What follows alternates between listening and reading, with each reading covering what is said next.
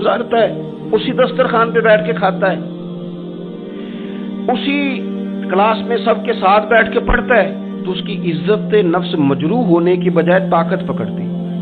वो बराबरी की सतह पे जब आता है तो उसे महसूस होता है कि मुझे इज्जत दी जा रही। इसलिए मदारस इस्लामिया मेरी नजर सबसे मजबूत जगह है जहां मसाकीन की, यतीमों की, गरीबों की सही मानों में किफालत भी होती है, तालीम भी होती है, इज्जत भी होती है, तरबियत भी होती है। मेरे रसूल करीम अलैहिस्सलाम बड़े इन्हिमाक के साथ, बड़े तवज्जो के साथ। अच्छा, एक काम और होता है हमारे यहाँ, वो क्या है?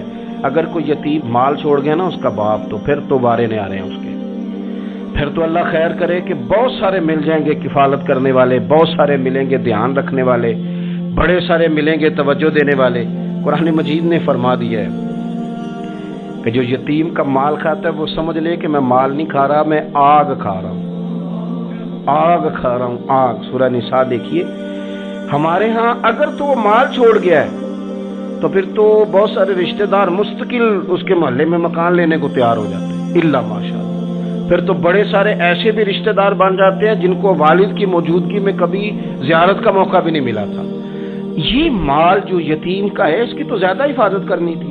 हम कई दफा मसला बताते हैं, लोग फतवाबाजी शुरू कर देते हैं। मुझे बुलाया गया कि एक साहब का इंतकाल हो गया तो उनका ख़त्म शरीफ है, तो बच्चे उनके नाबालिग हैं। तो मैंने कहा कि आप इस तरह करें, उनके माल में से ज़्यादा पैसे ना सर्फ करें। नहीं जी नहीं, बड़े पैसे कमाए हैं जी उसने, सारी ज़िंदगी बाहर निकाली है तो लाखों करोड़ों कमाए हैं, तो छोटा गोश्त पकाएंगे, बकरे का गोश्त पकाएंगे और हम उनका ख़त्म शरीफ दिलाएंगे। तो मैंने कहा साहब आप रिश्तेदार हैं, उनके बच्चों के माल की हिफाजत करें। ख़त्म शरीफ तो उसमें गोश्त ज्यादा होना जरूरी नहीं, उसमें तो दर्द से दुआ करना जरूरी है, उसमें तो तिलावत कुरान पाक के साले सवाब में जरूरी है, जिक्र अज़कार जरूरी है।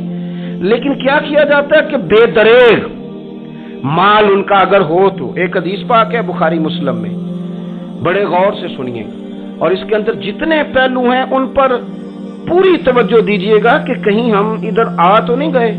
रसूल पाक सल्लल्लाहु अलैहि वसल्लम ना हमारे लिए सबसे बड़े हकीम है, सबसे ज्यादा हिकमत हुजूर ने हमें बतलाई है कि इस रास्ते चलोगे तो बचोगे, इस रास्ते जाओगे तो हलाक हो जाओगे। नबी करीम अलैहिस्सलाम ने फरमाया, बुखारी मुस्लिम में फरमाया, 7 हलाक करने वाली चीजों से बचना, अगर इनमें तुम चले गए तो हलाक हो जाओगे। 7 चीजें हैं जो तुम्हें हलाक कर दे, बर्बाद हो जाओगे, तबाह हो जाओगे, हलाकत का सफर है ये। 7 चीजों से बचो। या रसूल अल्लाह सल्लल्लाहु अलैहि वसल्लम वो कौन कौन सी? तो हुजूर ने फरमाया अल्लाह के साथ शरीक ना करना, हलाक हो जाओगे। दूसरा नबी पाक सल्लल्लाहु अलैहि वसल्लम ने फरमाया जादू ना करना, हलाक हो जाओगे, हलाक। और यार जिसे हुजूर फरमा रहे हैं हलाक हो जाएगा, वो बचेगा। नबी पाक सल्लल्लाहु अलैहि वसल्लम ने तीसरे नंबर पर फरमाया जिस शख्स के कत्ल करने को अल्लाह ने हराम करार दिया है उसे कत्ल ना करना, हलाक हो जाओ। चौथे नंबर पर रसूल पाक अलैहिस्सलाम ने फरमाया सूद ना कभी भी खाना, हलाक हो जाओगे, हलाक। बड़ी बड़ी दलीलें दी बैंक वालों ने, बड़ा समझाया तो हाजी साहब मान गए, मुहतरम मान गए, कहने लगे नहीं जी नहीं वो कारोबार में लगाते हैं। बड़े भोले भाले हैं, पता सारा है। और देखो सब कामों के बावजूद मुस्तकिल बैंकों में पैसे उस अकाउंट में रखे हुए हैं जहां से मुस्तकिल सूद आता है। हुजूर ने फरमाया न करना ये काम। तू कहते मैं सूद पे पैसे लेके कारोबार चमकाऊंगा, तेरे नबी पाक ने तो फरमाया तू हलाक हो जाएगा। तू कहते मैं मिल लगाऊंगा, हुजूर ने तो फरमाया हलाकत है। तू कहते मैं बड़ा कुछ कर जाऊंगा तो हलाकत है। अच्छी तरह समझ ले, असल माल भी जाया हो जाता है उस बंदे का जो सूद का माल मिला लेता है, असल बरकत भी उड़ जाती। और मेरे नबी पाक सल्लल्लाहु अलैहि वसल्लम ने 5वें नंबर पे फरमाया यतीम का माल न खाना, हलाक हो जाओगे, न खाना इनका माल। ये करोड़ों हो, अरबों हो या 10 रुपए हो, यतीम का पैसा न खा जाना, हलाक हो जाओगे, हलाकत तुम्हें आ लेगी। और फिर 6ठे नंबर पर नबी पाक अलैहिस्सलाम ने फरमाया कुफर से जहाद हो रहा हो तो कभी पीठ फेर के भागना ना, हलाक हो जाओगे। और 7वें नंबर पर अल्लाह के रसूल ने फरमाया बेकसूर और बेगुनाह औरत पर तोहमत न लगाना, बिला वजह बहू के खाते ना कुछ डाल देना, बिला वजह भाभी और बीवी और کسی بھی خاتون پر کوئی الزام بے قصور عورت پر بہتان نہ لگانا۔ مار مار کے ایک شخص نے بحال کر دیا بی بی کو، اور بعد میں پتا چلا کہ جی مجھے شک ہے تویز کراتی ہے۔